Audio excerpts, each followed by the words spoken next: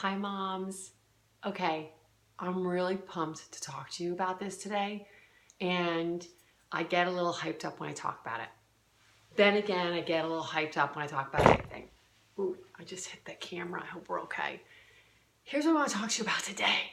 I want to tell you to stop moving the goalposts so quickly with your children's progress, okay? More than anybody else I know, is like living, eating, and breathing ADHD. Some days I wake up, I'm like, oh, I don't want to think about my kid. I don't want to think about that one. I want to think about one of the ones that isn't like that one. Sorry, I'm just being honest. But that being said, no one ever told us ADHD was like one and done, you're fine, let's move on. Because if it were, we wouldn't all be talking about it, right? Okay. But what we need to remember is that it's a journey. It's a journey, just like your other kids that are neurotypical. This, you're not just done with them. Listen, they're going to have all their stuff going on, whether if they're girls, oh my God. Listen, there are days I would totally take my 10-year-old's ADHD ridiculousness over what my girls were going through with all their drama stuff in their teens and stuff. So listen, maybe ADHD ain't so bad. But what I want to say is that we are so quick to go, okay, I've got him to this point, but oh my God, he can't even sit still when we go to church, or, we're in the grocery store and he's still falling apart. And my gosh, I just want to go to the playground and have him just play with his friends and not come back and be annoying to them, or whatever it is.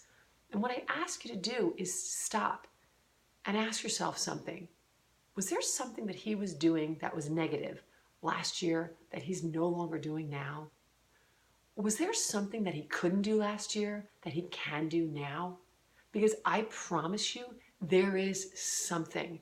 And there is something that I'm sure that he does now that's positive, that you were praying for that he would do. You were praying for. I remember Charlie being almost 4 years old and just praying that he would speak in complete sentences. That's all I wanted, just complete sentences. And instead, at the time I was getting like maniacal eyes and jumping on the bed and crazy stuff. And I just wanted complete sentences. And there are days now where, oh my gosh, he'll do something, let's say, and I'll think, oh my God, why can't he just focus just for his 20 minutes, half an hour on getting his homework done and not whine and complain about it? And I have to stop myself. This child comes home speaking in complete sentences, telling me reasons that he doesn't want to do his homework, or explaining how he's worked really hard all day long. He thinks he should have a break. These were things I was begging God to give me years ago. And I forget how far he's come. So what does that prove to me? The fact that he couldn't talk at such a late age, and now he can. So that proves to me that the brain is malleable. That proves to me that there is always progress to be made. It proves to me that the success that I'm begging and praying for is on its way. So when I fall apart because I don't see what I want to see right now, I needlessly send myself to a place that I don't have to go. I don't have to go live in hell for a day because I don't see the behavior I want today. What I can choose to do is go, but it's on its way, but it's on its way. Because when I start to believe it's on its way, all of a sudden, my brain opens up, I get creative, I come up with something new, I start to go, you know what? Like I'll use the homework example.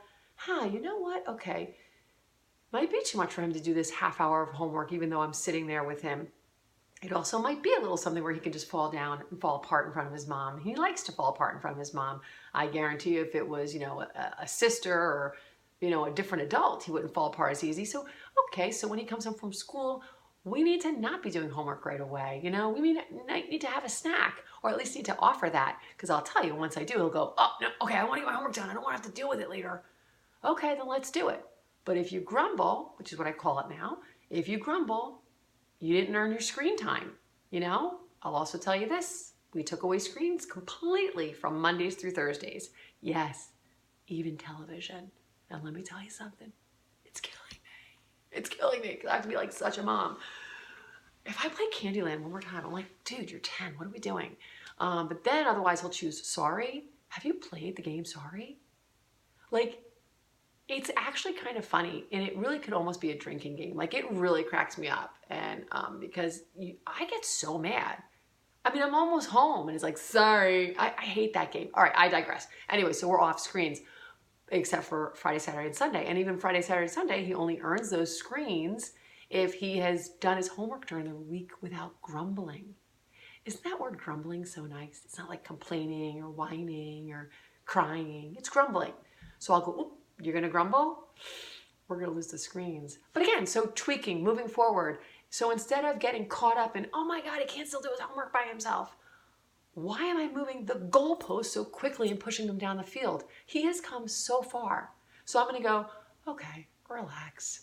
Wow, look at though how well he can talk about not wanting to do his schoolwork. Like, really, Carolyn? You know, because remember when he didn't talk? Or remember when he did talk and it was garbled and they used to call him fast forward in kindergarten because it was like blah, blah, blah, blah. Hardly made sense and it wasn't even complete sentences. So count the successes and remember, if you can think of one success that proves the brain is working, that proves the brain is malleable, that proves that if we can give it the right conditions, we can always move forward. So relax. Stop moving the goalposts. Know that if you have seen even one success, that there's another success that's on its way. Okay? Now, send me a question if you're freaking out and you're like, Carolyn, I don't see any successes. Because I'm going to say, yes, you do. And we're going to go through them. So throw something in the comments if you need help with that. But just know that today, something is better than it used to be.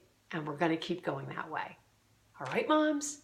It can only get better, you know?